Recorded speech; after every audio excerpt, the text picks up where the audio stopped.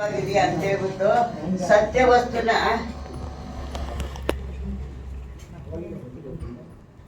ನೋಡಿ ನೋಡಿ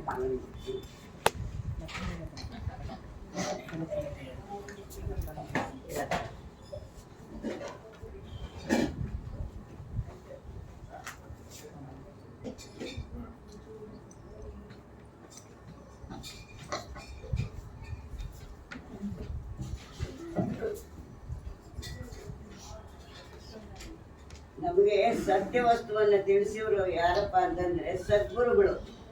ಆ ಸದ್ಗುರುಗಳು ತಿಳಿಸೋದು ಸತ್ಯ ವಸ್ತುನೇ, ಸತ್ಯನೇ ತಿಳಿಸೋದು. ನಾವು ನಮ್ಮನ್ನ ಮುಕ್ತಿ ದಾರಿಗೆ ತರ್ತಾರೆ ಅವರು. ಹುಟ್ಟು ಸಾವಿನ ದುಃಖದಿಂದ ಬಿಡುಗಡೆ ಮಾಡ್ತಾರೆ ಅವರು.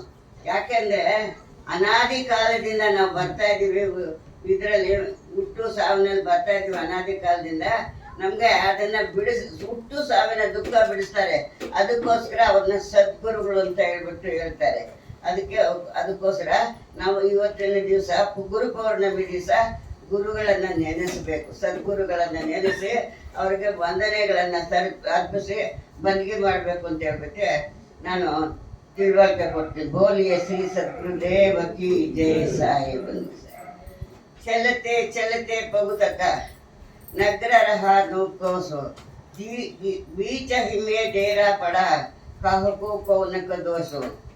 ಇಲ್ಲಿ ಕಬೀರ್ ಸಾಹೇಬ್ರು ಹೇಳ್ತಾರೆ, ನಾವು ಎಲ್ಲಿಗಾದ್ರೂ ಒಂದು ಊರಿಗೆ ಹೋಗ್ಬೇಕಾದ್ರೆ, ಒಂದು ಕುಟುಂಬ ಎಲ್ಲಿಗಾದ್ರೂ ಹೋಗ್ಬೇಕಾದ್ರೆ ನಾವು ಬೆಳಗ್ಗೆಯಿಂದ ಸಾಯಂಕಾಲದೊಳಗೆ ಹೋಗಿ ನಾನು ಜಾಗ ಮುಟ್ಟಬೇಕಪ್ಪ ಅಂತ ಹೇಳ್ಬಿಟ್ಟು ಹೋಗ್ತೀವಿ. ನಾವು ಹೋಗ್ಬೇಕಾದ್ರೆ ಕೆಲವರು ಬೇಗ ಹೋಗೋರು ಇರ್ತಾರೆ, ಕೆಲವರು ನಿಧಾನವಾಗಿ ಹೋಗ್ತಾರೆ, ಕೆಲವರು ಸುಮಾರಾಗಿ ಓಡೋರು ಇರ್ತಾರೆ. ಅದಕ್ಕೋಸ್ಕರವಾಗಿ ಮಧ್ಯದಲ್ಲಿ ಸಾಯಂಕಾಲ ಆಗೋಗ್ಬಿಡುತ್ತೆ. ಸಾಯಂಕಾಲ ಆಗೋಗ್ಬಿಟ್ರೆ ಮತ್ತೆ ಕತ್ತಲು ಎಲ್ಲ ಕಡೆ ಕತ್ತಲು ಇರುತ್ತಿಲ್ಲ, ನಾವು ಹೋಗೋದಿಕ್ಕಾಗೋದಿಲ್ಲ. ಮಧ್ಯದಲ್ಲಿ ಡೇರ ಹಾಕ್ತೀವಿ. ಡೇರ ಹಾಕ್ಬಿಟ್ಟು ಒಂದು ಕಡೆ ಕೂತ್ಕೊಂತೀವಿ, ಇಟ್ಟು ಬಿಡ್ತೀವಿ. ರಾತ್ರಿಗೆ ಇಟ್ಟು ಬೆಳಗ್ಗೆ ತೆಗೆದ್ಬಿಟ್ಟು ಹೋಗೋಣ ಅಂತ ಹೇಳ್ಬಿಟ್ಟು ಒಂದು ಕಡೆ ಹೋಗ್ತೀವಿ. ಅಲ್ಲಿ ಕಳ್ಳರು ಬರ್ಬೋದು, ಕೂಲಿಕೋರು ಬರ್ಬೋದು, ಎಲ್ಲರೂ ಬರ್ಬೋದು. ಬಂದಾಗ ಏನಾಗುತ್ತೆ, ನಮ್ಗೆ ದುಃಖ ಬರುತ್ತೆ. ದುಃಖ ಬಂದಾಗ ದುಃಖ ಬಿಡಿಸ್ಕೊಳ್ಬೇಕು ನಾವು ಅಂತ ಅಂದ್ಬಿಟ್ಟು ನಾವೇನ್ ಮಾಡ್ಬೇಕು ಅಂತಂದ್ರೆ, ದುಃಖ ಬಿಡಿಸ್ಕೊಳ್ಳೋ ಮಾರ್ಗ ಯಾವ್ದನ್ನ ನೋಡ್ಬೇಕು. ಅದಕ್ಕೋಸ್ಕರವಾಗಿ ಹುಡ್ಕೊಂಡು ಹೋಗ್ತಾ ಇರ್ತೀವಿ. ನಾವು ಹುಡ್ಕೊಂಡು ಹೋಗ್ತಾ ಇದ್ರೆ ಯಾಕೆಂದ್ರೆ ಅನಾದಿ ಕಾಲದಿಂದ ನಾವು ಬರ್ತಾ ಇದ್ವಿ. ದುಃಖ ಬಿಡಿಸ್ಕೊಳಕ್ ಆಗ್ಲಿಲ್ಲ ನಮ್ಗೆ. ಹುಟ್ಟು ಸಾವಿನ ದುಃಖದಲ್ಲೇ ಬರ್ತಾ ಇದ್ದೀವಿ. ಅದಕ್ಕೆ ಒಂದು ಚಿಕ್ಕದೊಂದು ಉದಾಹರಣೆ ಕೊಡ್ತೀನಿ. ಒಂದು ಊರಿನಲ್ಲಿ ಒಬ್ಬ ರಾಜ ಇರ್ತಾನೆ. ಆ ರಾಜ ನಾನು ದೇವ್ರನ್ನ ನೋಡ್ಬೇಕು ಅಂತ ಹೇಳ್ಬಿಟ್ಟು ಹಗಲಿರಲು ತಪಸ್ಸು ಮಾಡ್ತಾ ಇರ್ತಾರೆ. ಒಂದ್ಸರಿ ಅವ್ರಿಗೆ ಕನಸಿನಲ್ಲಿ ಏನ್ ಹೇಳ್ತಾರೆ, ನೀನು ಸಾಯಂಕಾಲದೊತ್ತಿಗೆ ಒಂದು ಮೈದಾನದಕ್ಕೆ ಯಾರ್ಯಾರು ದೇವ್ರನ್ನ ನೋಡ್ಬೇಕು ಅಂತಿದ್ದೀರೋ ಅದ್ರ ಎಲ್ಲರೂ ಆ ಮೈದಾನಕ್ಕೆ ಬರ್ಲಿ. ಮೈದಾನಕ್ಕೆ ಬಂದ್ರೆ ನಾನು ಸಾಯಂಕಾಲ ಸಂಧ್ಯಾ ಟೈಮ್ನಲ್ಲಿ ನಾನು ದರ್ಶನ ಕೊಡ್ತೀನಿ ಅಂತ ಹೇಳ್ತಾರೆ. ಅವಾಗ ರಾಜ ಎಲ್ಲರೂ ಊರಲ್ಲೆಲ್ಲ ಡಂಗೂರಿ ಹೊಡಿಸ್ತಾನೆ. ಡಂಗೂರಿ ಹೊಡಿಸಿದ್ರೆ ರಾಜ ಎಲ್ಲರೂ ದೇವ್ರ ನೋಡ್ಬೇಕು ಅಂದ್ರೆ ಯಾರಿಗೂ ಇಚ್ಛೆ ಆಗಲ್ಲ, ಎಲ್ಲರಿಗೂ ಇಚ್ಛೆ ಆಗ್ತಾರೆ. ದೇವ್ರ ನೋಡೋದಕ್ಕೆ ಹೋಗ್ತಾರೆ. ಅದಕ್ಕೋಸ್ಕರ ಎಲ್ಲರೂ ಹೋಗ್ತಾ ಇರ್ತಾರೆ. ಈ ಮಧ್ಯದಲ್ಲಿ ಬಯಲಿರುತ್ತೆ. ಆ ಬಯಲಿನಲ್ಲಿ ಏನಾಗುತ್ತೆ ಅಂತಂದ್ರೆ ಎಕ್ಸಿಬಿಷನ್ ಹಾಕ್ಬಿಡ್ತಾರೆ. ಯಾರು ಈ ದೇವರು ಅಂತ ಕಲ್ಪನೆ. ಇದು ಕಲ್ಪನೆ. ದೇವರು ಎಕ್ಸಿಬಿಷನ್ ಹಾಕಿರ್ತಾನೆ ಮಧ್ಯದಲ್ಲಿ. ಯಾಕೆಂದ್ರೆ ಯಾರ್ಯಾರ ಮನಸ್ಸು, ಯಾರ್ಯಾರ ಹೃದಯ, ಯಾರ್ಯಾರಿಗೂ ಯಾವ್ಯಾವ್ದ್ರ ಮೇಲೆ ಇಚ್ಛೆ ಕೋರಿಕೆ ಇರುತ್ತೆ. ಒಂದ್ ಕಡೆ ಅಂಗಡಿಗಳು, ಒಂದ್ ಕಡೆ ಇಚ್ಛೆ ಕಾಮಕ್ರೋಧ ಅಂಗಡಿಗಳು, ಒಂದ್ ಕಡೆ ಬೆಳ್ಳಿ ಚಿನ್ನ ಏನೇನ್ ಬೇಕಾದ್ರೂ ದೊಡ್ಡ ದೊಡ್ಡ ಅಂಗಡಿಗಳಾಗ್ತವೆ. ಅಂದ್ರೆ ಇವರು ಹೇಳಿದ ಸಾಯಂಕಾಲದೊಳಗೆ ಬಂದು ನೀನು ಅಲ್ಲಿ ಸೇರಿದ್ರೆ ನಾನು ನಿಮ್ಮನ್ನು ಕಾಣಿಸ್ತೇನೆ ಅಂತ ಹೇಳ್ಬಿಟ್ಟು ಹೇಳಿರ್ತಾರೆ. ಏನ್ ಮಾಡ್ತಾ ಇದ್ದಾರೆ ಇವರು ಜನಗಳು? ಆಸೆ, ಇಚ್ಛೆ, ಕೋರಿಕೆಗಳು, ಮಮತೆಗಳು ಏನೇನು ಇರ್ತಾವ ನೋಡಿ ಅವ್ರಿಗೆ. ಅವ್ರು ಒಬ್ಬೊಬ್ರು ಒಂದೊಂದು ಅಂಗಡಿಗೆ ಹೋಗ್ಬಿಡ್ತಾರೆ. ಯಾವುದಕ್ಕೆ ಇಚ್ಛೆ ಬರ್ತದೆ ಅದಕ್ಕೆ. ಈಗ ನಮ್ಗೆ ಒಂದೊಂದಕ್ಕೆ ಒಂದೊಂದು ಆಸೆ ಆಗ್ತದೆ, ಒಂದೊಂದು ಆ ಆಸೆಗೆಲ್ಲ ಹೋಗ್ಬಿಡ್ತೀವಿ ನಾವು. ಹೋಗ್ಬಿಟ್ರೆ ಏನಾಗುತ್ತೆ, ಸಾಯಂಕಾಲದಾಗ ಹಂಗೆ ಕಡೆಗೆ ಯಾರು ಹೋಗೋದಿಲ್ಲ. ಎಲ್ಲ ಇಲ್ಲಿ ಮಧ್ಯದಲ್ಲೇ ತಳ್ಳಿಸ್ಕೊಂಡು ಹೋಗ್ತಾ ಇರ್ತಾರೆ. ತಳ್ಳಿಸ್ಕೊಂಡು ಹೋಗ್ತಾ ಇದ್ರೆ ಬಿಡಿಸ್ಕೊಂಡು ಹೋಗ್ತಾ ಇದ್ರೆ ಕೊನೆಗೆ ಒಬ್ಬೊಬ್ಬ ಕೈಲೇನು ನಡೆಯೋದಿಕ್ಕಾಗಲ್ಲ. ಕೈಲೇನು ಆಗಲ್ಲ ಅವನ ಕೈಲಿ. ಅಂಥವನ್ ಮಾತ್ರ ಒಬ್ಬನೇ ಹೋಗ್ತಾನೆ ನೋಡು ಕೊನೆ ಒಳಗೆ. ಯಾಕೆಂದ್ರೆ ಎಲ್ಲರೂ ಎಲ್ಲೋಗಿರ್ತಾರೆ, ಅವ್ರವ್ರ ಮನಸ್ಸು ಬಂದ ಕಡೆ, ಅವ್ರವ್ರ ಇಚ್ಛೆ ಬಂದ ಕಡೆ, ಅವ್ರವ್ರು ಆಸೆ ಎಲ್ಲೆಲ್ಲಿರುತ್ತೆ, ಅವ್ರವ್ರ ಪ್ರೀತಿ ವಿಶ್ವಾಸ ಎಲ್ಲೆಲ್ಲಿರುತ್ತೆ ಅಲ್ಲಿ ಹೋಗ್ತಾರೆ. ಹೋದ್ರೆ ಒಬ್ಬನೇ ಹೋಗ್ತಾರೆ. ಒಬ್ಬನಿಗೆ ಮಾತ್ರ ತಾನು ಯಾರು ಅಂತ ತಿಳಿಸ್ಕೊಡ್ತಾರೆ. ಅದು ಇದು ದೃಷ್ಟಾಂತರ ಏನಂದ್ರೆ, ನಮಗೆ ಈ ಪ್ರಪಂಚದಲ್ಲಿ ನಮ್ಮ ಇದರೊಳಗೆ 9 ಕೋಶಗಳಿದ್ದಾವೆ. 5 ಜ್ಞಾನೇಂದ್ರಿಯಗಳು, ಮನಸ್ಸು, ಬುದ್ಧಿ, ಚಿತ್ತ, ಅಹಂಕಾರ. ಇವು 9. ಇವನ್ನೆಲ್ಲ ದಾಟಿ ನಾವು ಯಾವಾಗ ಸದ್ಗುರುಗಳ ಹತ್ರ ಹೋಗ್ತೀವಿ, ಇವರ ಅಹಂಕಾರ ಅಭಿಮಾನ ಎಲ್ಲ ಬಿಟ್ಟು ಯಾವಾಗಪ್ಪ ನಾವು ಹೋಗ್ತೀವಿ ಅಂತಂದ್ರೆ, ಇವನ್ನೆಲ್ಲ ಕಡಿಮೆ ಆದ್ರೆ, ಇವನ್ನೆಲ್ಲ ಬಿಡಿಸ್ಕೊಂಡ್ರೆ, ನಾವು ಬಿಡಿಸ್ಕೊಂಡಾಗ ನಾವು ಗುರುಗಳ ಹತ್ರ ಹೋಗಿ ಸೇರ್ತೀವಿ. ಆ ಗುರುಗಳ ಹತ್ರ, ಗುರುಗಳು ಅಂದ್ರೆ ಯಾರು? ತಮ್ಮ ಪ್ರತಿಯೊಬ್ಬರ ಸ್ವರೂಪನ, ತಮ್ಮಲ್ಲಿರುವಂತ ಸ್ವರೂಪನ, ತಮ್ಮಲ್ಲಿ ಇರುವಂತ ದೇವ್ರನ್ನ, ತಮ್ಮಲ್ಲಿರುವಂತ ಕೃಷ್ಣನ, ರಾಮನ ಎಲ್ಲರೂ ಹೋಗಿ ಅಲ್ಲಿ ಸೇರ್ಬೋದು. ಅದೇ ಪ್ರಕಾರವಾಗಿ ನಾವೀಗ ಮಾನವ ದೇಹ ತಗೊಂಡು ಬಂದಿದ್ದೀವಿ.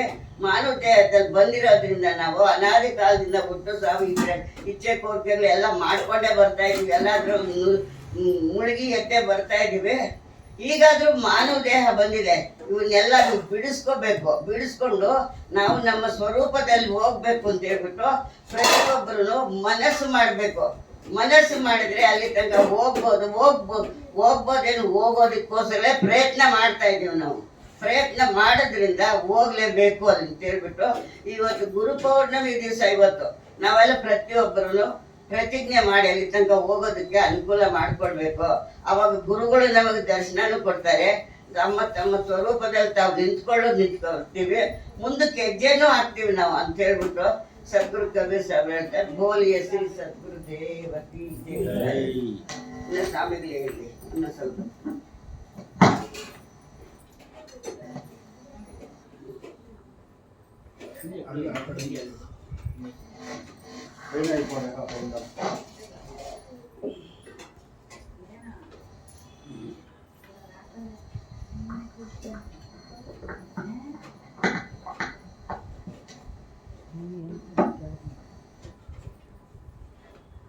ಇಲ್ಲಿ ಬಸವಣ್ಣ ಅವರು ಒಂದು ವಚನ ಹೇಳ್ತಾ ಇದ್ದಾರೆ, ಮಡಕೆಯ ಮಾಡುವಡೆ ಮಣ್ಣೇ ಮೊದಲು, ತೊಡಗೆಯ ಮಾಡುವಡೆ ಒಂದೇ ಮೊದಲು, ಶಿವಪದವ ನರಿವಡೆ ಗುರುಪದವೇ ಮೊದಲು, ಕೂಡಲ ಸಂಗಮ ದೇವರ ನರಿವಡೆ ಶರಣರ ಸಂಘವೇ ಮೊದಲು. ನಮ್ಮ ಸಂಘದ ಮಹತ್ವಗಳನ್ನ ತಿಳಿಸ್ತಾ ಇದ್ದಾರೆ ನಿದರ್ಶನಗಳ ಮೂಲಕ. ಕುಂಬಾರ ಮಡಿಕೆ ಮಾಡ್ಬೇಕಾದ್ರೆ ಮಣ್ಣನ್ನ ಉಪಯೋಗಿಸ್ತಾನೆ. ಈ ವಿಶ್ವಕರ್ಮ ವ್ಯಕ್ತಿ ಆಭರಣ ಮಾಡ್ಬೇಕಾದ್ರೆ ಚಿನ್ನವನ್ನ ಉಪಯೋಗಿಸ್ತಾನೆ. ಅದೇ ರೀತಿ ನಾವು ಶಿವಪಥ ಅಂದ್ರೆ ನಮ್ಮ ಸ್ವರೂಪದ ಪಥ ಅಂದ್ರೆ ಮಾರ್ಗ. ಆ ಮಾರ್ಗದಲ್ಲಿ ಸಾಗ್ಬೇಕಾದ್ರೆ ಯಾವೊಬ್ಬ ಭಕ್ತನಿಗೆ ಗುರುವಿನ ಮಾರ್ಗದರ್ಶನ ಬೇಕು. ನೋಡಿ, ಅಲ್ಲಿ ಒಂದು ಬಹಳವಾದ ಉತ್ತಮವಾದ ಒಂದು ವಿಚಾರ ಹೇಳ್ತಾರೆ. ಗುರು ಮತ್ತು ಶಿಷ್ಯ 2 ಕಣ್ಣುಗಳಿದ್ದ ಹಾಗೆ. ಗುರು ಮತ್ತು ಶಿಷ್ಯ 2 ಕಣ್ಣುಗಳಿದ್ದ ಹಾಗೆ ಒಬ್ಬನೇ ವ್ಯಕ್ತಿ ಶಿಷ್ಯನೂ ಆಗಬಲ್ಲ. ಕ್ರಮೇಣ ಆಚರಣೆಗಳ ಮೂಲಕ, ಗುರುವಿನ ಆಶೀರ್ವಾದದ ಮೂಲಕ ಗುರುವೂ ಆಗಬಲ್ಲ. ಮತ್ತೆ ಗುರುವಿನ ಒಂದು ವಿಚಾರ ತಿಳಿಸ್ತಾ ಇದೆ. ಗುರುವಾದವನು ಯಾವ ರೀತಿ ಇರಬೇಕು ಅಂತ, ವಿಷಯ ವಾಸನೆಗಳಿಗೆ ಅಂಟಿಕೊಳ್ಳದೆ ಇರಬೇಕು, ಅಹಂಕಾರವನ್ನ ತ್ಯಜಿಸಬೇಕು, ಮಾತಿನಲ್ಲಿ ಸಾರ ಶಬ್ದಗಳು ಕೂಡಿರಬೇಕು, ಸತ್ಯವಾದ ವಿಚಾರಗಳನ್ನ ತಿಳಿಸಬೇಕು, ಕೋಪ ತಾಪಗಳಿಂದ ಮುಕ್ತನಾಗಿರ್ಬೇಕು, ಅರಿವು ಆಚಾರ ಒಂದಾಗಿರ್ಬೇಕು. ಅವನು ಏನನ್ನ ಅರಿಯಲಿಕ್ಕೆ ಹೋಗ್ತಾ ಇದ್ದಾನೋ ಅದಕ್ಕೆ ಸಂಬಂಧಪಟ್ಟಂತ ಆಚಾರಗಳನ್ನ ಆಚರಣೆಯಲ್ಲಿ ಒಂದೇ ಇರಬೇಕು. ಹೇಳೋದೊಂದು ಮಾಡೋದೊಂದು ಆಗಬಾರದು. ಹೇಳೋದು ಆತ್ಮ ವಿಚಾರ ತಿಳಿಸಿದ್ರೆ ಆತ್ಮ ವಿಚಾರಕ್ಕೆ ಸಂಬಂಧಪಟ್ಟಂತ ಗುಣಗಳನ್ನ ಧಾರಣೆ ಮಾಡ್ಕೊಳ್ಬೇಕು. ದಯೆಯಿಂದ ಇರಬೇಕು, ಕರುಣೆಯಿಂದ ಇರಬೇಕು, ಅಹಿಂಸೆಯನ್ನ ಪಾಲನೆ ಮಾಡಬೇಕು, ರಾಗದ್ವೇಷಾದಿಗಳನ್ನ ಬಿಡಬೇಕು, ಭೇದ ಮಾಡೋದನ್ನ ಬಿಡಬೇಕು. ಭೇದ ಮಾಡುವುದನ್ನ ಮೊದಲು ಬಿಡಿ ಅಂತ ಹೇಳ್ತಾರೆ. ಜಾತಿ ಭೇದ, ವರ್ಣ ಭೇದ, ಗುರುಗಳಲ್ಲಿ ಭೇದ, ಸಂಘಗಳಲ್ಲಿ ಭೇದ, ಇದನ್ನ ಬಿಡಿ. ಆಗ ಮಾತ್ರ ಅದರ ಅರ್ಥಕ್ಕೆ ಹೋಗಿ ಸಾಧ್ಯ. ಮತ್ತು ಯಾವ ಗುರು ಶಿಷ್ಯನಲ್ಲಿ ಜ್ಞಾನದ ಜ್ಯೋತಿಯನ್ನ ಬೆಳೆಸಬೇಕು, ಅದಕ್ಕೆ ಮುಂಚೆ ಈತನು ಆ ಜ್ಞಾನವನ್ನ ತಿಳಿದಿರ್ಬೇಕು. ಆ ಜ್ಞಾನವನ್ನ ಇವನು ತಿಳಿದಿರ್ಬೇಕು. ಇಬ್ಬರು ಇದೇ ಮಾರ್ಗದಲ್ಲಿ ಇದ್ರೆ ಮಾತ್ರ ಆ ಗುರು ಶಿಷ್ಯರ ಒಂದು ಸಂಬಂಧಕ್ಕೆ ಬಹಳ ಮಹತ್ವ. ನೋಡಿ, ಗುರುವಿಗೆ ಅಂಜಿ ಶಿಷ್ಯ ನಡಿಬೇಕು, ಶಿಷ್ಯನಿಗೆ ಅಂಜಿ ಗುರು ನಡಿಬೇಕು. ಅಂದ್ರೇನು? ನಾವು ಗುರು ಏನ್ ಹೇಳ್ತಾ ಇರ್ತಾರೋ ಅದನ್ನೇ ಪಾಲನೆ ಮಾಡ್ಬೇಕು. ಹೇಳುವುದೊಂದು ಮಾಡುವುದೊಂದು ಮಾಡಬಾರದು. ಶಿಷ್ಯನಿಗೆ ಅಂಜಬೇಕು, ನಮ್ಮ ಶಿಷ್ಯನಪ್ಪ, ನಾವು ಈ ರೀತಿ ಅವನಿಗೆ ಬೋಧನೆ ಮಾಡ್ತಾ ಇದ್ದೀವಿ, ನಾವು ಮೊದಲು ಇರ್ಬೇಕು. ಅದೇ ರೀತಿ ರಾಮಕೃಷ್ಣನ ಬಳಿ ಒಂದು ಹೆಣ್ಮಗಳು ಮಗುವನ್ನ ಕರ್ಕೊಂಡ್ ಬರ್ತಾಳೆ. ಬೆಲ್ಲ ತಿಂತಾ ಇದ್ದೇನೆ, ಬೆಲ್ಲ ಬಿಡಿಸಿ, ತಿನ್ನೋದನ್ನ ಬಿಡಿಸಿ. ಅವರು ತಕ್ಷಣ ಅವ್ರಿಗೆ ಪ್ರತಿಕ್ರಿಯೆ ವ್ಯಕ್ತಪಡಿಸಲ್ಲ. ಕಾರಣ ಏನಂದ್ರೆ ಇವರು ಸಹ ಬೆಲ್ಲ ತಿಂತಾ ಇರ್ತಾರೆ. ಯೋಚನೆ ಮಾಡ್ತಾರೆ, ನಾನು ಬೆಲ್ಲ ತಿಂತಾ ಇದ್ದೀನಿ, ನಾನು ಬಿಟ್ಟ ಬಳಿಕ ಆ ಹುಡುಗನ್ಗೆ ಹೇಳ್ಬೇಕು ಬೆಲ್ಲ ತಿನ್ನುವುದು ಬಿಡು ಅಂತ. ಒಂದು ಕೆಲವು ದಿನಗಳ ಬಿಟ್ಟು ಬಮ್ಮ, ಕಷ್ಟ ಆಗುತ್ತೆ ಬಿಡೋದು. ಅಭ್ಯಾಸ ಮಾಡ್ತಾರೆ, ಚೆನ್ನಾಗಿ ಬಿಡುತ್ತಾರೆ. ಆಕೆ ಬಂದಾಗ ಆ ಹುಡುಗನಿಗೆ ಆಗತಕ್ಕಂಥ ಬೆಲ್ಲ ತಿಂದ್ರೆ ಆಗತಕ್ಕಂಥ ಪರಿಣಾಮಗಳನ್ನ ಹೇಳ್ತಾರೆ. ಬೆಲ್ಲವನ್ನ ತಿನ್ನುವುದನ್ನ ಬಿಡು ಅಂತ ಹೇಳ್ತಾರೆ. ಹಾಗಾಗಿ ಇಲ್ಲಿ ಹೇಳ್ತಾರೆ, ಒಬ್ಬ ಗುರು ಒಂದು ತಪ್ಪನ್ನ ಶಿಷ್ಯ ತೋರಿಸಿದ್ರೆ ಅದಕ್ಕಾಗಿ ಗುರು ಮೇಲೆ ಮುನಿಸ್ಕೊಳ್ಬೇಕಾಗಿಲ್ಲ. ಅದನ್ನ ಅಭಿಲಾಷ್ ಸಾಹೇಬ್ ಹೇಳಿದ್ದಾರೆ. ಏನೋ, ಒಬ್ಬ ಸಾಧನೆಯ ಮಾರ್ಗವನ್ನ ಬಿಟ್ಟು ಬೇರೆ ಕಡೆ ಹೋಗ್ತಾ ಇದ್ರೆ ಒಬ್ಬ ಗೃಹಸ್ಥನು ಸಹ ಅವನಿಗೆ ತಿಳುವಳಿಕೆ ಕೇಳಬೇಕು. ಅಂದ್ರೆ ಆ ಗೃಹಸ್ಥ ತಿಳಿದಿರ್ಬೇಕು, ಅವ್ರಿಗೆ ಹೇಳೋಷ್ಟು ತಿಳಿದಿರ್ಬೇಕು. ಈ ಒಂದು ವಿಚಾರ ನಮ್ಮ ಆಶ್ರಮದಲ್ಲಿ ನಡೀತಾ ಇತ್ತು. ನಿರ್ಮಲ್ ದಾಸ್ ಅಂತ ಇದ್ರು ಹಿಂದೆ. ಶಾಂತಪ್ಪ ಅಂತ ಒಬ್ಬ ಸಂತರು ಇದ್ರು, ಶ್ರೀ ಶಾಂತಪ್ಪ ಅಂತ, ಅವರು ಸದ್ಗುರು ಹನುಮಾನ್ ಸಾಹೇಬರ ದೀಕ್ಷೆ ಪಡೆದು ಅನೇಕ ವಿಚಾರಗಳನ್ನ ತಿಳಿದ್ರು. ಇವ್ರು ತಪ್ಪು ಹೇಳಿದ್ರೆ ಅವ್ರಿಗೆ ಹೇಳೋರು. ನಿರ್ಮಲ್ ಸಾಹೇಬರು ತಪ್ಪು ಹೇಳಿದ್ರೆ ಎಲ್ಲ ಆದ್ಮೇಲೆ ಇಂಥ ವಿಚಾರ ತಪ್ಪು ಹೇಳಿದ್ದೀರಾ, ಮುಂದೆ ಸರ್ ಮಾಡ್ಕೊಳ್ಳಿ, ತಪ್ಪೇನಿಲ್ಲ. ಅದಕ್ಕೆ ನೋಡಿ ಆಗ್ತಿದೆ.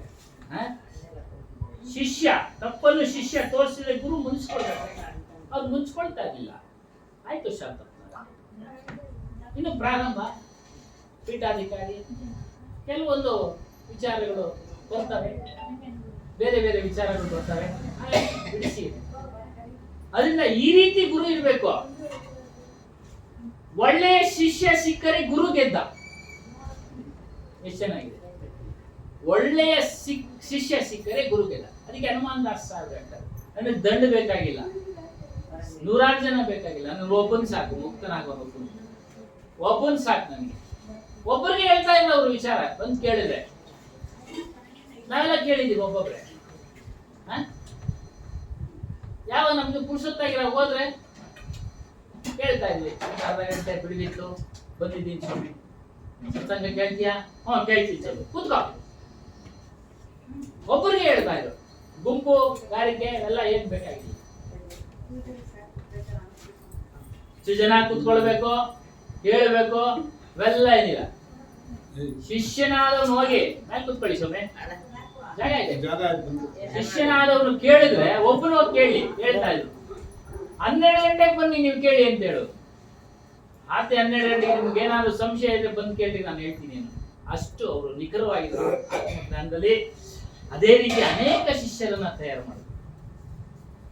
ಬೇರೆ ಒಂದು ವಿಚಾರ ಹೇಳಿದ್ವಿ, ಸದ್ಗುರು ಯಾವ ರೀತಿ ಇರುತ್ತದೆ, ಅವನ ವಿಚಾರವನ್ನ ಕೇಳ್ತಾ ಕೇಳ್ತಾ ಶಿಷ್ಯನಲ್ಲಿರ್ತಕ್ಕಂಥ ಅಜ್ಞಾನ ಹೋಗ್ಬೇಕು, ಮೋಹ ಹೋಗ್ಬೇಕು, ಕ್ರೋಧ ಹೋಗ್ಬೇಕು, ಮತ್ತು ಪರತತ್ವವನ್ನ ಅರಿಯಬೇಕೆಂಬ ಆಸಕ್ತಿ ಉಂಟಾಗ್ಬೇಕು.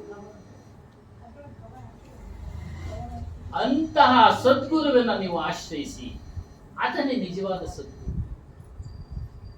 ಸದ್ಗುರು, ಗುರುಗೆ ಸದ್ಗುಣ ಅಂತಿದೆ. ಸದ್ಗುಣಗಳಿಂದ ಕೂಡಿದವನು ಗುರು. ಸದ್ಗತಿಯನ್ನ ಮಾರ್ಗವನ್ನ ತೋರಿಸುವನು ಸದ್ಗುರು. ಅಂತವರ ಸಾಲಿನಲ್ಲಿ ನನ್ನ ಜೀವಿತಾವಧಿಯಲ್ಲಿ ಸದ್ಗುರು ಹನುಮಾನದಾಸ್ ಸಾಹೇಬ್ ಅನೇಕರ ವಿಚಾರಗಳನ್ನ ಕೇಳ್ತಾರೆ. ಪುಸ್ತಕಗಳನ್ನು ಓದೋ ಅಭ್ಯಾಸ, ಆ ರೀತಿ ಒಂದು ದೋಷ ಇಲ್ಲದೆ ಹೇಳ್ತಾ ಇದ್ದವರು ಅಂದ್ರೆ ಸದ್ಗುರು ಹನುಮಾನದಾಸ್. ಬೇರೆಯವ್ರನ್ನ ನಾವು ಕೇಳಿಲ್ಲ, ಇತ್ತೀಚೆಗೆಲ್ಲ ಕೇಳ್ತಾ ಇದ್ದೀವಿ, ಅದನ್ನ ತುಂಬಿಕೊಳ್ತಾ ಇದ್ದೀವಿ, ಬಂದವರೆಲ್ಲ ಕೇಳಿ. ಹಾಗಾಗಿ ಇಲ್ಲೂ ಅಷ್ಟೇ ಅನೇಕ ಜನ ಗುರುಗಳು ಬಂದೋಗಿದ್ದಾರೆ, ಎಲ್ಲರೂ ಕೇಳ್ತಾ ಇದ್ದೀರಾ. ನಾವು ವಾರ ಬಂದು ಹೇಳ್ತಾ ಇದ್ದೀವಿ. ಏನಾದ್ರು ತಪ್ಪು ಅಂದ್ರೆ ನೀವು ಹೇಳ್ಬೋದು, ಹೇಳ್ಬೋದು. ಇಲ್ಲಿ ಹೇಳ್ತಾರೆ, ಗುರು ಮೊದಲು ತನ್ನ ಅಜ್ಞಾನವನ್ನ ನಿವಾರಿಸಿಕೊಳ್ಬೇಕು.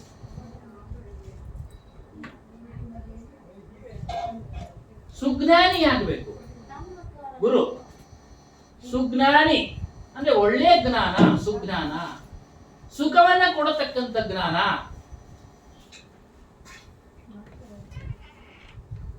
ಆ ಗುರುವಿನಲ್ಲಿ ಏನಿರಬಾರ್ದು, ಅಹಂಕಾರ ಇರಬಾರ್ದು, ಕೋಪ ತಾಪಗಳು ಇರಬಾರ್ದು. ವಿನಯ, ವಿವೇಕ ಬದುಕಿನ ಅವಿಭಾಜ್ಯ ಅಂಗ ಆಗ್ಬೇಕು. ಪೀಠ ಕೊಟ್ಬಿಟ್ಟವ್ರೆ ಅಂತೇಳಿ ಪೀಠದ ಮೇಲೆ ನಿಂತ್ಕೊಳ್ಳೋದಲ್ಲ. ಅಂದ್ರೇನು, ಆ ತರ ಮಾತುಗಳನ್ನ ಅನ್ನೋದಲ್ಲ. ಎಲ್ಲರನ್ನ ಪ್ರೀತಿಯಿಂದ, ಪ್ರೇಮದಿಂದ, ಸದ್ಭಾವನೆಯಿಂದ ಕಾಣ. ಭೇದ ಭಾವ ಮಾಡಬಾರ್ದು, ಭೇದ ಭಾವ ಮಾಡಬಾರ್ದು. ಅವ್ರದೊಂಥರ, ಇವ್ರನ್ನೊಂಥರ. ಅವನು ಕೊಡ್ಲಿ ಕೊಡದೆ ಹೋಗ್ಲಿ, ಶಿಷ್ಯ ಸಮಚಿತ್ತದಿಂದ ಎಲ್ಲರನ್ನ ಕಾಣಬೇಕು. ಸಮಚಿತ್ತದಿಂದ ಎಲ್ಲರನ್ನ ಕಾಣಬೇಕು. ಆ ತರ ಇರಬೇಕು. ಆಗ ಮಾತ್ರ ಗುರು ಅನ್ನಿಸ್ಕೊಳ್ತಾನೆ, ಗುರು ಅನ್ನಿಸ್ಕೊಳ್ತಾನೆ. ಮತ್ತು ಅಸೂಯೆ ಪಡಬಾರದು.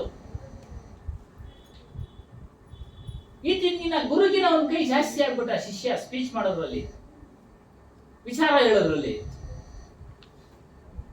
ಯಾವತ್ತು ಅಸೂಯೆ ಪಡಬಾರ್ದು, ಇನ್ನ ಹೆಮ್ಮೆ ಪಡ್ಬೇಕು. ನನಗಿನ್ನ ಚೆನ್ನಾಗಿ ಹೇಳ್ತಾನೆ, ನನಗಿನ್ನ ಚೆನ್ನಾಗಿ ಹೇಳ್ತಾನೆ. ಈ ಒಂದು ಘಟನೆ ನಡೀತು, ಕೇಳಿದ್ರು.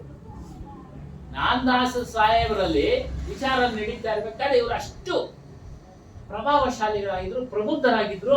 ಹೇಳ್ತಾ ಇದ್ದಾರೆ, ನಾನು ಹೋದ್ಮೇಲೆ ಇದನ್ನ ನಡೆಸತಕ್ಕಂಥ ಒಬ್ಬ ನವನಿ ಅಂತಾನೆ, ಒಬ್ಬ ಶಿಷ್ಯ ಇದ್ದಾನೆ ಅಂತ.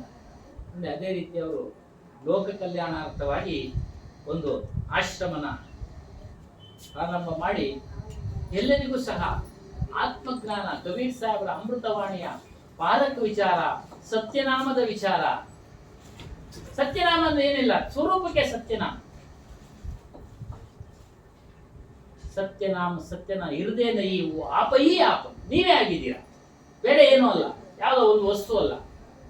ಹೆಸರುಗಳು ಕೊಟ್ಟು ಅದರ ಚಿಂತನೆ ಮಾಡಿ, ಅದ್ರ ಬಗ್ಗೆ ನಡೀರಿ ಅಂತ ತಿಳಿಸಿದವರು ಸದ್ಗುರು ಹನುಮಾನದಾಸ್ ಸಾಹೇಬರು. ಹಾಗಾಗಿ ಏನು, ಮತ್ತು ಯಾವ್ಯಾವ ರೀತಿ ವಿಚಾರ ತಿಳಿಸ್ತಾ ಇದ್ರು ಅಂದ್ರೆ, ಪ್ರಾಪಂಚಿಕ ವಿಚಾರ ತಿಳಿಸ್ತಾ ಇದ್ರು, ಧಾರ್ಮಿಕ ವಿಚಾರ ತಿಳಿಸಿದ್ರಾಗ್ತಾ ಇದ್ರು, ಆಧ್ಯಾತ್ಮಿಕ ವಿಚಾರವನ್ನು ತಿಳಿಸ್ತಾ ಇದ್ರು. ಅಷ್ಟು ಪ್ರಬುದ್ಧರಾಗಿದ್ರು ಸದ್ಗುರು ಹನುಮಾನದಾಸ್ ಸಾಹೇಬರು. ಅದೇ ರೀತಿ ಇಲ್ಲಿ ಬರ್ತಕ್ಕಂಥ ಎಲ್ಲಾ ಗುರುಗಳು ಸಹ ತಿಳಿಸ್ಕೊಡ್ತಾ ಇದ್ದಾರೆ, ನಾವೆಲ್ಲರೂ ತಿಳಿತಾ ಇದ್ದೀವಿ. ಅದರಿಂದ ನಾವುಗಳು ಸಹ ಗುರುವನ್ನ ಹಿಂಬಾಲಿಸಿ ನಮ್ಮ ಒಂದು ಭವಸಾಗರದ ದುಃಖವನ್ನ ನೀಗಿಸಿಕೊಳ್ಳೋಣ ಅಂತ ಹೇಳ್ತಾ, ಈ ಸಂದರ್ಭದಲ್ಲಿ ಎಲ್ಲರಿಗೂ ಗುರು ಸನ್ಮಂಗಳನ್ನು ಉಂಟು ಮಾಡಿ, ಈ ಒಂದು ಕುಟುಂಬಕ್ಕೆ ಇಲ್ಲಿ ನೆರೆದಿರ್ತಕ್ಕಂಥ ಎಲ್ಲರಿಗೂ ಒಂದು ಸನ್ಮಂಗಳ ಶುಭವನ್ನು ಉಂಟು ಮಾಡಲಿ ಅಂತ ಹೇಳ್ತಾ ಇಲ್ಲಿಗೆ ಮುಕ್ತಾಯ ಮಾಡ್ತಾ ಇದ್ದೀನಿ. ಮುಂದೆ ಒಂದು ದಯಣ್ಣ ಅವರು ಒಂದೆರಡು ಮಾತು ಹೇಳ್ಬೇಕು. ದಯಣ್ಣ ಅವರು ಯಾರಾದ್ರು? ದಯಣ್ಣ ಅವರೇ ಅಂತ ಇನ್ನೂ ಒಳಗಡೆಯಿಂದ ವಾಯ್ಸ್ ಬರ್ತಾ ಇದೆ. ಹುಟ್ಟು ಸಾವು ಎರಡು ಬಂಧನ. ಮತ್ತೆ ನಾವು ವರ್ತಮಾನ ಕಾಲದಲ್ಲಿ ಬೆಳಗ್ಗೆ ಎದ್ದಿದ ತಕ್ಷಣನೇ ಬಂಧನ ಶುರುವಾಗುತ್ತೆ. ಅದಕ್ಕೆ ಸಮಸ್ಯೆ. ಅದನ್ನ ಸ್ವಲ್ಪ ವಿಸ್ತಾರವಾಗಿ ಅಲ್ಲಿವರೆಗೂ ನಮ್ಗೆ ಬೆಳಗ್ಗೆ ಎದ್ದಿದ ತಕ್ಷಣ ಮನಸ್ಸಲ್ಲಕ್ಕ ಬಂಧನಗಳು ಬರ್ತಾ ಇರ್ತವೆ. ಬಂಧನಗಳು ಬರ್ತಾ ಇರುತ್ತೆ. ಬಂಧನಗಳು ಅಂದ್ರೆ ಯಾವ್ಯಾವ ಬಂಧನ ಬರುತ್ತೆ ಅಂತ ಹೇಳಿ ಸ್ವಲ್ಪ ತಿಳ್ಕೊಳ್ಳೋಣ.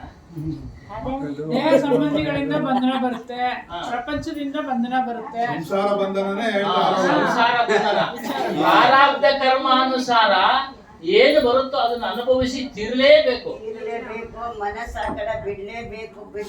ಹೇಳಿಲ್ವಾ ಈ ಹಾಡಿನಲ್ಲಿ? ದುರಚಿತ್ತದಿಂದ ನೀನ್ ಎಲ್ಲಿನವರೆಗೂ ಮನಸ್ಸು ನಿನ್ನ ಹತೋಟಿಗೆ ಬರೋದಿಲ್ವಾ ಎಲ್ಲ ಬರ್ತಾನೆ ಇರ್ತದೆ. ಮನಸ್ಸು ಹತೋಟಿಗೆ ಇಟ್ಕೊಳ್ತೀವಕ್ಕ, ಗುರುಸ್ಮರಣೆ ಮಾಡ್ತಾ ಇರ್ತೀವಿ. ಅದು ಇದು ಬಂಧನನೇ ಅಲ್ವಾ? ಹುಟ್ಟು ಸಾವಿನ ಜೊತೆನಲ್ಲಿ ಇದು ಒಂದು ಬಂಧನ.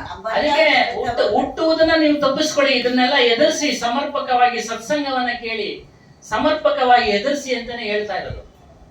ಬಂಧನ ಬಂದೇ ಬರುತ್ತೆ. ಹುಟ್ಟಿರೋದೇನೆ ನಾವು ಅದಕ್ಕೆ ಅನುಭವಿಸಕ್ಕೆ, ಕಷ್ಟ ಅನುಭವಿಸಕ್ಕೆ, ಬಂಧನ ಅನುಭವಿಸಕ್ಕೆ. ಅದನ್ನ ಎದುರಿಸಿ ಸತ್ಸಂಗ ಕೇಳಿ, ನಿವಾರಣೆ ಮಾಡ್ಕೊಳ್ಳಿ. ಅದು ಒಂದು ಬಂಧನನೇ ಅಂತ ನಾನು ಹೇಳ್ತಾ ಇದ್ದೀನಿ. ಬಂಧನನೇ, ಹುಟ್ಟಿರೋದೇ ಬಂಧನನೇ. ಮತ್ತೆ ಹುಟ್ಟುವುದನ್ನ ತಪ್ಪಿಸ್ಕೊಳ್ಳಿ. ಈಗ ಬಂದಿರೋದನ್ನ ಯಾರೇನೇ ಮಾಡಿದ್ರು ತಪ್ಪಿಸಕ್ಕಾಗಲ್ಲ, ಅನುಭವಿಸಿ ತೀರಲೇಬೇಕು. ರಾಮಕೃಷ್ಣರು ಕ್ಯಾನ್ಸರ್ ರೋಗ ಬಂದ್ಬಿಡ್ತು, ಗಂಟಲು ಕ್ಯಾನ್ಸರ್ ರೋಗ. ಅವರಲ್ಲಿ ಇದ್ದಂತ ತಪಶಕ್ತಿಯಿಂದ ಕ್ಯಾನ್ಸರ್ ರೋಗನ ಗುಣಪಡಿಸ್ಕೊಳ್ಬೇಕಾಯ್ತು. ಅವ್ರು ಹೇಳಿದ್ರು, ಇದನ್ನ ನಾವು ಉಳಿಸ್ಕೊಂಡ್ಬಿಟ್ರೆ ಶೇಷ ಉಳ್ಕೊಳ್ಳುತ್ತಪ್ಪ, ಮತ್ತೆ ಹುಟ್ಟಬೇಕಾಗತ್ತೆ, ಅನುಭವಿಸಿ ತೀರೋಣ. ಅದೇ ರೀತಿಯಾಗಿ ನಿಮ್ಗೆ ಏನೇನು ಅಡೆತಡೆಗಳು ಬರ್ತಾವೋ ಎಲ್ಲವನ್ನ ಎದುರಿಸಿ ನಡ್ಕೊಂಡು ಹೋಗ್ಬೇಕು. ಗುರು ಆ ಶಕ್ತಿ ಕೊಟ್ಟಿದ್ದಾನೆ, ಅನುಭವಿಸ್ಬೇಕು. ಮತ್ತೆ ಮುಂದಕ್ಕೆ ಮಾಡಬಾರ್ದು, ಅವಾಗ ಬಂಧನಕ್ಕೆ ಸಿಕ್ಕಾಗಿದ್ದಿಲ್ಲ, ಬರೋದಿಲ್ಲ ನಮ್ಗೆ ಅವೆಲ್ಲ. ಇವಾಗ ಸದ್ಗುರುಗಳು ಮಾಡ್ಬೇಕಾದ್ರೆ ಶಿಷ್ಯ ಕೆಲವಾರು ಸಂಶಯಗಳಿಂದ ಗುರುನ ಪರೀಕ್ಷೆ ಮಾಡಿ ಅವನು ಗುರುನ್ ಮಾಡಬಹುದಾ? ಮಾಡಿ. ಅದೇ ಹೇಳ್ತಾರಲ್ಲ, ಗುರುಕೋ ಕೀಜೆ ಜಾನಿಗೆ ಪಾನಿ ಪೀಜೆ ಚಾನಿಗೆ. ಗುರುನ ತಿಳಿದು ಮಾಡಿ ನೋಡಿ. ಅವರು ಹೇಳಿದ್ರಂತೆ ನಡೀತಾ ಇದ್ದಾರ ನೋಡಿ, ಪರೀಕ್ಷೆ ಮಾಡಿ.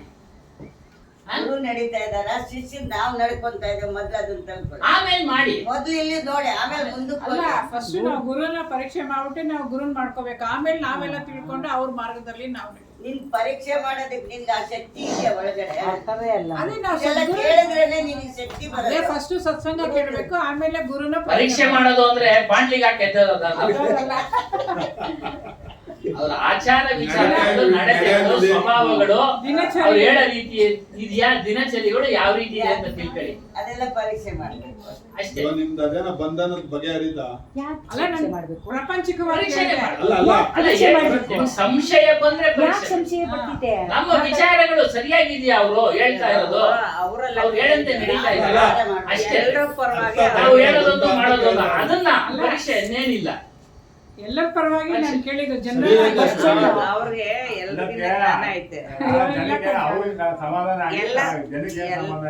ಯಾಕೆಂದ್ರೆ ಆನೆಕಲ್ಲಲ್ಲಿ ಇದೆ ಒಂದು ರೀತಿ ಒಂದು ಪ್ರಶ್ನೆ ಬದ್ಬಸ್ಸು, ಅದಕ್ಕೆ ನಾವು ವಾಪಸ್ ಮಾಡಿದ್ವಿ. ಅದಕ್ಕೆ ಆಮೇಲೆ ಜನಗಳಿಗೂ ಅದೇ ಆಗ್ಬಿಡುತ್ತೆ. ಎಲ್ಲರೂ ಸುಮ್ಮನೆ ಅದಕ್ಕೆ ನಾವು ಅದನ್ನ ಗುರುಗಳ ಮೂಲಕ ಅರ್ಥ ಆಗ್ಲಿ ಅಂತ ಜನಗಳು ಅಲ್ಲಿ ಆನೆಕಲ್ಲಾಗಿದ್ದೇನು ಅಂತಂದ್ರೆ, ಅದೇ ಅವರು ಮುಸ್ಲಿಮರು, ಇವರು ಮುಸ್ಲಿಮರು ಅಲ್ಲ, ಅದಕ್ಕೆ ನೀವು ಉತ್ತರ ಕೊಡಿ ಅಂತ ಇವ್ರು ಇಲ್ಲಮ್ಮ. ನಾನು ಹೇಳಿದ್ನಲ್ಲ, ಗೂಗಲ್ ನಲ್ಲೆಲ್ಲ ಐತೆ ತೋರಿಸ್ಲಾ, ಗೂಗಲ್ ಹಾಕ್ಬಿಟ್ಟು ಅಂದ್ರು. ನಾನು ಹೇಳಿದೆ ಕಾಂತಾನೆ, ಗೂಗಲ್ ಮಾಡಿದವ್ರು ಯಾರು? ಮನುಷ್ಯನೇ ಅಲ್ವರಾ? ತುಂಬಿರೋದಾರು ಅದಿರ್ತಿದ್ದೆ ಅಲ್ವರಾ? ಅದಕ್ಕೆ ನಾನು ಅದನ್ನ ಬಿಡಿಸಿ ಹೇಳಿದೆ. ಅವ್ರನ್ನ ಬೆಳೆಸ್ತವ್ರು, ಪೋಷಣೆ ಮಾಡಿದವರು ಮುಸ್ಲಿಮರು, ಬ್ರಾಹ್ಮಣರು ಮಕ್ಕಳು. ಅವಾಗ ಮುಸ್ಲಿಮರು ಯುದ್ಧ ನಡೀತಾ ಇರ್ತಲ್ಲ, ಅವಾಗ ವರ್ಗಾವಣೆ ಮಾಡಿರ್ತಾರೆ ಮುಸ್ಲಿಮರು. ಮತಾಂತರ ಮಾಡಿರ್ತಾರೆ. ಸರಸ್ವತಿ ಬಾಯಿ ಅಂತ. ಹಾಗಾಗಿ ಅದನ್ನ ನೋಡಿ ಅಣ್ಣ, ಅವ್ರಿಗೆ ಉತ್ತರ ಹುಟ್ಟಿರೋದೇ ಒಂದು ಬಂಧನ. ಅದನ್ನ ಬಂಧನ ಅನ್ಕೊಂಡಂಗೆ ಕರ್ತವ್ಯ ಏನಿದ್ರು ಅದನ್ನ ನಿರ್ವಹಿಸೋದು, ಅದ್ರ ಮೇಲೆ ಮೋಹ ಇಡಬಾರ್ದು. ಬಂಧನ ಇರಲ್ಲ, ಮೋಹ ಇಟ್ರೆ ಬಂಧನ ಅಷ್ಟೇ. ಅಲ್ಲಿ ಹೇಳಿದ್ವಲ್ಲ, ಅದನ್ನ ನಾವು ವಿಚಾರವಾಗಿ ತಿಳಿದು ಪಾರಮಾರ್ಥಿಕವಾಗಿ ಅದು ವರ್ಗಾವಣೆ ಮಾಡ್ಕೊಂಡು ನಾವು ಜೀವನದಲ್ಲಿ ಕರ್ತವ್ಯಗಳಿದ್ರೆ ಅದನ್ನ ಪಾಲಿಸ್ಕೊಂಡು ಹೋಗ್ತಾ ಇರ್ಬೇಕು. ಜವಾಬ್ದಾರಿಗಳು ವರ್ಗಾವಣೆ ಮಾಡೋ ಶಕ್ತಿ ನಿಮ್ಮಲ್ಲಿದೆ. ಪ್ರತಿಯೊಬ್ಬರಿಗೂ ಇದು ಅಂತಃಕರಣದಲ್ಲಿ ಪ್ರತಿಯೊಬ್ಬರಿಗೂ ವಿಚಾರ ಮಾಡೋ ಶಕ್ತಿ ಇದ್ದೇ ಇದೆ. ಆದ್ರೆ ತಗೊಳ್ಳೋ ರೀತಿ ಬೇರೆ ಇರುತ್ತೆ. ಯಾವ ರೀತಿ ತಗೊಂಡ್ರೆ ನಾವು ಮುಕ್ತರಾಗ್ತೀವಿ ಅದು ಬರ್ಬೇಕು. ಆಗ್ಲೇ ಹೇಳ್ದಂಗೆ ಬಂಧನ ಅಂತೇಳಿ ಬಂಧುಗಳನ್ನೆಲ್ಲ ಬಿಡೋದಲ್ಲ. ಅಲ್ಲ ಅದನ್ನು ಇರ್ಬೇಕು ಸ್ವಲ್ಪ. ಜವಾಬ್ದಾರಿ ಕರ್ತವ್ಯ ಏನೇನೈತೆ ಅದೆಲ್ಲ ನಿರ್ವಹಿಸಲೇಬೇಕು. ಕಷ್ಟ ಬರುತ್ತೆ, ಅನುಭವಿಸ್ಲೇಬೇಕು. ಹೇಳ್ತಾರಲ್ಲ, ಶರೀರ ರೋಗಮಯ, ಪ್ರಪಂಚ ದುಃಖಮಯ. ಇದನ್ನ ಬಿಡುಗಡೆ ಮಾಡಿಸ್ಕೊಳಕ್ಕೆ, ನಾವು ಮುಂದಕ್ಕೆ ಬರದೇ ಇದ್ದಂಗೆ ಮಾಡ್ಕೊಳಕ್ಕೆ ಗುರುವಿನ ಮಾರ್ಗನ ಜನ್ಮ ಬರ್ದೇ ಇರೋದು ನೋಡ್ಕೊಳ್ಳಿ ಅಷ್ಟೇ ಬೇಕಾಗಿ. ಅಲ್ಲ ಈ ಸಭೆ ಚಿಕ್ಕದಾಗಿದೆ ಅಂತ ಕೇಳಿದೆ, ಎಲ್ಲರೂ ತಪ್ಪೇನಿಲ್ಲ, ಏನಿಲ್ಲ ತೊಂದ್ರೆ ಅಯ್ಯೋ ನಿಮ್ ಕ್ವಶನ್ ಎಷ್ಟೋ ಮೇಲು ಎಂತೆಂತ ಕ್ವಶನ್ ಕೇಳ್ತಾ ಬರ್ತೇನೆ. ಇಲ್ವಾ ಅಮೆರಿಕಾಗ ಹೋಗೋರು ನೀವು ದಂಗಾಗದ ಇದ್ರಿ. ಇಲ್ಲ ಅವ್ರಿಗೆ ಆನ್ಸರ್ ಮಾಡ್ತೀನಿ ನಾನು ಬೇಕಾದ್ರೆ, ಯಾಕಂದ್ರೆ ನಾನು ಸಭೆಯಲ್ಲಿ ಅವಮಾನ ಆಗ್ಬಾರ್ದು ಅಂತ ಸುಮ್ಮನೆ ಇರ್ತೀವಿ ಅಷ್ಟೇ. ಕೇಳಿದೆ ಅವ್ರ ಪ್ರೊಫೆಸರ್ ಅಲ್ಲಿ ಆನೆಕಲ್ಲಲ್ಲಿ ಆನೆಕಲ್ಲಲ್ಲಿ ಬೇರೆ ಕರೆದು ಹೇಳ್ಬೇಕು, ಆ ತರ ಹೇಳ್ಬೇಕು ಇವಾಗ ನಾವು ಸದ್ಗುರುಗಳು ಮಾಡ್ಬೇಕಾದ್ರೆ ಅವ್ರ ಜಾತಿ ಪಾತಿ ಕೇಳ್ಬಾರ್ದು ಅಂತಾನೆ ಕಬೀರ್ ಸಾಹೇಬ್ ಹೇಳಿದ್ದಾರೆ. ನಮ್ಗೆ KM ಸಾಹೇಬ್ರು ಹೇಳಿದ್ರು, ವೇಷ ನೋಡ್ಬಾರ್ದು, ಜಾತಿ ನೋಡ್ಬಾರ್ದು, ಅವ್ರದ ಕಲರ್ ಬಣ್ಣ ನೋಡ್ಬಾರ್ದು. ಅಲ್ಲಿ ಸೇರಿರುವಂತ ಸಾರ್ವಜನಿಕರಿಗೆ ಅದೇ ಮಂದಟ್ಟಾಗ್ಬಿಡುತ್ತೆ. ಅಂತ ಟೈಮಲ್ಲಿ ನಾವು ಅವ್ರಿಗೆ ನಿಂತ್ಕೊಂಡು ಹೇಳ್ಬಹುದು. ನಾವು ಸಾಕ್ರೇಟಿಸ್ ನೋಡಕ್ಕೆ ಬಹಳ ಕುರೂಪಿ, ದಪ್ಪ ಮೂಗು, ದಪ್ಪ ತುಟಿಗಳು, ವಿಶಿಷ್ಟ ಕಿವಿ. ಅವನಲ್ಲಿ ಎಂತ ಜ್ಞಾನ ಇತ್ತು ಅಂತಂದ್ರೆ ಸಾವಿರಾರು ಜನ ಸೇರೋರಂತೆ ಅವನ ಹತ್ರ, ಅವನ ಜ್ಞಾನ ಕೇಳೋದಕ್ಕೆ. ಮತ್ತು ಕಡು ಬಡವ, ಸರಿಯಾಗಿ ಬಟ್ಟೆ ಇಲ್ಲ. ಅವರು ನಿಜವಾದ ಆತ್ಮಜ್ಞಾನವನ್ನ ತಿಳಿಸ್ತಾ ಇದ್ದಂತೆ. ನಿಜವಾದ ಆತ್ಮಜ್ಞಾನ ತಿಳಿಸ್ತಾ ಇದ್ದಾಗ ಆಗ್ಲೂ ಸಹ ದೇವಿ ದೇವತಾದಿಗಳ ಪೂಜೆ ಇತ್ತು. ಪುರೋಹಿತರು ಹೋದ್ರು, ರಾಜನ್ ಬರೀ ದೂರ ಹೇಳಿದ್ರು, ಯುವಕರನ್ನೆಲ್ಲ ದಾರಿ ತಪ್ಪಿಸ್ತಾ ಇದ್ದಾನೆ ಅವನು ಅಂತ ಕರೆಸಿದ್ರು, ವಿಚಾರಣೆ ಮಾಡಿದ್ರು. ನಾನು ಸತ್ಯನೇ ಹೇಳ್ತಾ ಇದ್ದೀನಿ, ವಿಚಾರ ಮಾಡ್ಬಿಟ್ಟು ನಿನಗೆ ಮರಣದಂಡನೆ ವಿಧಿಸಿದೀವಿ, ಸಂತೋಷವಾಗಿ ಸ್ವೀಕರಿಸ್ತಾ ವಿಷ ಕುಡಿಸಿ ಇವನ್ನ ಸಾಯಿಸ್ಬೇಕು ಅಂತ ಮರಣದಂಡನೆ ವಿಧಿಸಿದ್ರು. ಒಬ್ಬ ವಿಷ ಆದಿಯವನು ಹೇಳ್ತಾನಂತೆ, ಈಗಲಾದ್ರೂ ಒಂದು ಸುಳ್ಳು ಹೇಳು, ನೀನು ಬದುಕ್ಬಿಡ್ತೀಯ ಅಂತ ಹೇಳ್ತಾನಂತೆ. ನಾನು ಸುಳ್ಳು ಹೇಳಲ್ಲ, ನಾನು ಏನು ಕಂಡುಕೊಂಡಿದ್ದೀನೋ ಅದನ್ನು ಪ್ರಪಂಚಕ್ಕೆ ತಿಳಿಸಿದ್ದೀನಿ. ನೀನು ಕೊಡೋ, ನಾನು ವಿಷ ಕೊಡೋ, ನನಗೇನು ಯಾರೋ ತಿಳಿದವ್ರೆ, ಅವನ ಶಿಷ್ಯರೇ ಪ್ಲೋಟೋ ಮತ್ತು ಇನ್ನೊಬ್ನು, ಅವರೆಲ್ಲ ಅದನ್ನ ವಿಚಾರ ಮಾಡಿದ್ರು. ಅಲ್ಲ, ಸುಖ ಸಂತೋಷದಿಂದ ಕೊಟ್ಟಂತ ವಿಷವನ್ನ ತೆಗೆದುಕೊಂಡು, ಯಾಕಂದ್ರೆ ನಾನು ಸತ್ಯ ನೋಡ್ತಿದ್ದೀನಿ. ಕಬೀರ್ ಸಾಹೇಬ್ರು ಅದೇ ಹೇಳೋದು, ಏನಾಗ್ಬಿಡುತ್ತೆ ನಿಂದು ಸತ್ಯ ಪಾಲನೆ ಮಾಡಲು, ಏನಾಗ್ಬಿಡುತ್ತೆ ನಿನ್ಗೆ, ತಲೆ ತೆಗಿತಾರ, ತೆಗಿಲಿ ಬಿಡು, ಅದಾಯ್ತಲ್ಲ ಘಟನೆ. ಅವನಿಗೆ ಇನ್ನೇನು ಮಾಡಕ್ಕಾಗಲ್ವಲ್ಲ ಅವ್ರ ಕೈನಲ್ಲಿ, ಅಷ್ಟೇ. ಆದ್ರೆ ನೀನ್ ಗೆದ್ದೆ, ಹೋಗು, ನೀನು ಗೆದ್ದೆ ಅಂದ್ರೇನು, ಭವಸಾಗರನ್ನ ನೀನು ಗೆದ್ದಿ ಪಾರಾಗಿ ಹೋದೆ. ಹಾಗಾಗಿ ದೃಢತೆ ಇರಬೇಕು. ಯಾಡ್ನಲ್ಲಿ ಅದೇ ಹೇಳುವುದು, ದೃಢತೆಯು ತನಗಿರಬೇಕಂತೆ, ಧೃತಿಗೆಡದೆ ತಾನಿರಬೇಕಂತೆ. ಬಂಧನ ಬಂತು ಅಂತ ಧೃತಿಗೆಡಬೇಡಿ, ದೃಢತೆಯಿಂದ ಸನ್ಮಾರ್ಗದಲ್ಲಿರಿ, ಗುರು ಮಾರ್ಗದಲ್ಲಿರಿ. ಖಂಡಿತ ನಮ್ಗೆ ಶುಭ ಉಂಟಾಗುತ್ತೆ. ಹುಟ್ಟು ಸಾವು ಬಂಧನ ಬಿಡುಗಡೆ ಆಗ್ತೀವಿ. ಮಾತಾಡಿ. ಕಷ್ಟ ಬಂದೇ ಬರ್ತದೆ, ಕಷ್ಟನೂ ಬರ್ತದೆ, ಸುಖನೂ ಬರ್ತದೆ. ಏನು ಮಾತಾಡ್ಬಿಟ್ಟು ಕೂತ್ಕೊಂಡೆ ಮಾತಾಡಿ, ಪರವಾಗಿಲ್ಲ. ಮೈಕ್ ತೊಳೆ, ಮೈಕ್ ಎಲ್ಲ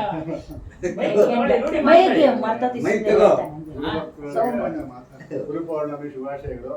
ಏನಿಲ್ಲ, ನಮ್ಗೆ ಇದ್ರ ಬಗ್ಗೆ ಏನು ಗೊತ್ತಿರಲಿಲ್ಲ. ಫಸ್ಟು ನಾವು ಸಾಮಾನ್ಯ ಜನವಾಗಿ ಜೀವನ ಮಾಡ್ತಾ ಇದ್ವಿ. ನಾವು ನಮ್ಮ ಅಣ್ಣವ್ರು ಯಾವಾಗ ಕಲಿಯೋರು ಬೆಂಗಳೂರಿಗೆ ಗುರು ಪೂಜೆ ಅಂತ ಹೋಗ್ತಾ ಇದ್ವಿ, ಬರ್ತಾ ಇದ್ವಿ ಅಷ್ಟೇ. ಅವರು ಮನ್ಸು ಮಾಡಿ ಇಲ್ಲಿ ಆಶ್ರಮ ಮಾಡಿ ನಮಗೆಲ್ಲ ಒಂದು ಒಳ್ಳೆ ದಾರಿ ತೋರಿಸವ್ರೆ. 10 ವರ್ಷ ಆಯಿತು ನಾವಿಲ್ಲಿ ಆಶ್ರಮ ಮಾಡಿ ಶುರು ಮಾಡಿ. ಸಾಕಷ್ಟು ಜನ ಬಂದರು, ಸಾಕಷ್ಟು ಜನ ಹೋದ್ರು, 20 ಜನ ಉಳಿದಿದ್ದೀವಿ. ನಾವೇ ಧನ್ಯರು ಅಂತ ನಾನು ಇವಾಗ ತಿಳ್ಕೊಂಡಿದ್ದೀನಿ. ಆಮೇಲೆ ಇನ್ನೊಂದು ಏನು ಅಂದರೆ, ಇತ್ತೀಚೆಗೆ ನಮಗೆ 3 ವರ್ಷದಿಂದ ರಂಗಮಣ್ಣ ಅಂತ ಗುರುಗಳು ಸಿಕ್ಕಿದ್ರು. ನಮ್ದು ಸೌಭಾಗ್ಯ. ಒಳ್ಳೆ ವಿಚಾರ ಹೇಳ್ಕೊಂಡು ನಮ್ಮ ಅಜ್ಞಾನ ಕಳೆದು ನಮ್ಮ ಸುಜ್ಞಾನದ ಕಡೆ ಕಳ್ಕೊಂಡು ಹೋಗ್ತಾವ್ರೆ. ಅದು ಹಿಂಗೆ ಮುಂದುವರಿಲಿ, ಎಲ್ಲರೂ ಭಾಗವಹಿಸಿ ಧನ್ಯರಾಗಬೇಕು ಅಂತ ನಾನು ಕೇಳ್ಕೊಂಡೆ. ಇನ್ನೊಂದು ಸಂತೋಷದ ವಿಚಾರ ಏನು ಅಂದ್ರೆ,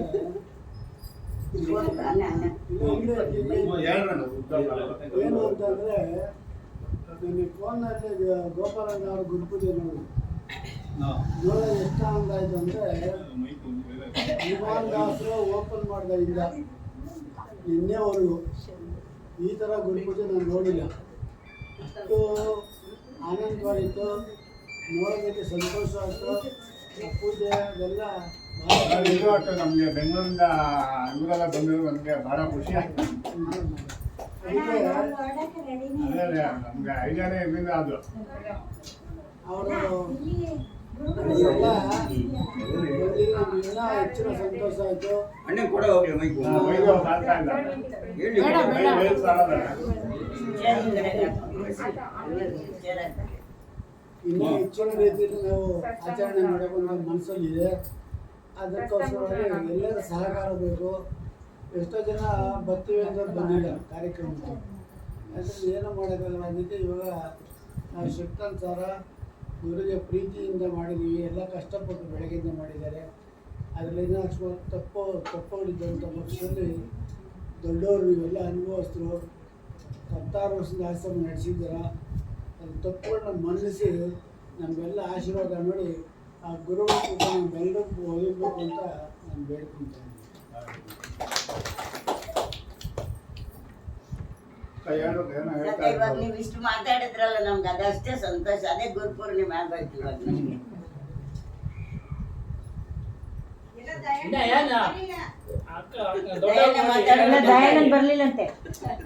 ಅವೆಲ್ಲ ಮಾತಾಡ್ತಾರೆ ಅಲ್ಲಿ ಹೇಳ್ತಾವ್ರ ಪ್ರೇಕ್ಷಕರ ಎಲ್ಲ ಹೇಳಿದ್ನಲ್ರಿ, ಹೇಳೋ ನೀವು ಕೇಳಿಸ್ಕೊಂಡಿರ ಇನ್ನೂ ಹೇಳ್ಬೇಕು. ಇಲ್ಲ ಬಂದೆ ಅದು ಹಾ ಮಾತಾಡಿ. ಸಮಾಧಾನ ಕೇಳೋಣ. ಏನೋ ಒಂದು ಮಾತಾಡಿ ಸಮಾಧಾನಕ್ಕೆ ಬನ್ನಿ ಮಾತಾಡಿ. ಅವಲೇನೆ ಹೇಳಿದ್ರಲ್ಲ ಮುಂದೆ ನಾವು ನೆನ್ಸ್ಕೊಂಡು ಯಾವುದೇ ಕೆಲಸ ಕಾರ್ಯ ಮಾಡ್ಬೇಕಿಂದ ಊರಿಂದ ಎಣ್ಣೆ ಬಂದು ನೂರಾರು ಜನ ಇಷ್ಟು ಜನ ಹೇಳಿದ್ರು. ಸೇರ್ಬೇಕು. ಬನ್ನಿ ಬರ್ಲಿ ಸರ್. ಏನು ಬರಲ್ಲ ಅಲ್ಲಿ. ಅಲ್ಲಿ ಬಂದ್ಬಿಡ್ತೀವಿ. ಬರಲ್ಲ ಅನ್ನೋದೇ ಬಂದೆ. ಹಾ, ಅದೇ ಕರೆಕ್ಟ್ ಅಣ್ಣ. ಬರಲ್ಲ ಅನ್ನೋದೇ ಬಂದೆ. ಅಲ್ಲ ನಿನ್ನೆ ಗುರುಗಳು ಹೇಳ್ತಾವ್ರೆ, ಅಲ್ಲ ಅಪ್ಪಿ ಹೇಳ್ತಾವ್ರೆ. ಗೌರವ ಕೊಡ್ಬೇಕು ತಾನೆ. ಅಲ್ಲ ನೀವು ಬಂದು ನಿಂತ್ಕೊಬಿಟ್ರೆ ಅದಾಗದೇ ಬರುತ್ತೆ. ಹಾ ದಯಾಶಂಕರ್ ಎದ್ದು ಹೇಳೋದಲ್ಲ. ಬರಕ್ ಮನ್ಸ್ ಮಾಡ್ಬೇಕು. ಎದ್ದು ಬನ್ನಿ ಹೇಳ್ತೀನಿ. ಏನಮ್ಮ ಎದ್ದು ದೇವಿ ಬನ್ನಿ ನೋಡೋಣ. ಒಂದ್ ಎರಡು ಮಾತು ಬರಲ್ಲ ಅಂತ ಹೇಳ್ತೀನಿ. ನಿಮಗ್ ಬರ್ದವ್ರೆ ನಾವ್ ಹೇಳ್ಕೊಡ್ತೀವಿ ಬನ್ನಿ ಅಣ್ಣ. ಅಡ್ಡವ್ರಲ್ಲಿ ಎದ್ದು ಬರಕ್ ಆಗಲ್ಲ ಅಂತ ಅಷ್ಟೇ ಪಾಪ. ವಿಶ್ವಕ್ಕೆ ವಿಶ್ವಸ್ಗೆ ತೊಂದ್ರೆ ಆಗ್ತದೆ ಹೇಳ್ಬೇಕಲ್ಲ. ಇಡಿಯಮ್ಮ ಜಾಗ ಇಲ್ಲ, ವಿಷಯ ಏನಿಲ್ಲ. ಹೌದಾ बोलिए श्री सत्यनामादि कबीर साहेब की जय। सद्गुरु श्री हनुमान दास साहेब की जय। गुरु माता जी की जय। सर्व संत महंत की जय।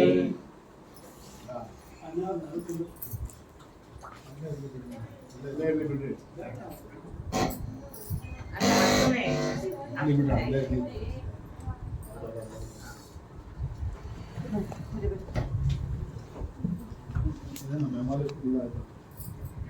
ನಾವು ಡಿಲೀಟ್ ಮಾಡಬೇಕು. ನೆನ್ನೆ ಕಂಟೆಂಟ್ ಮಾಡಿದ್ದೀವಿ.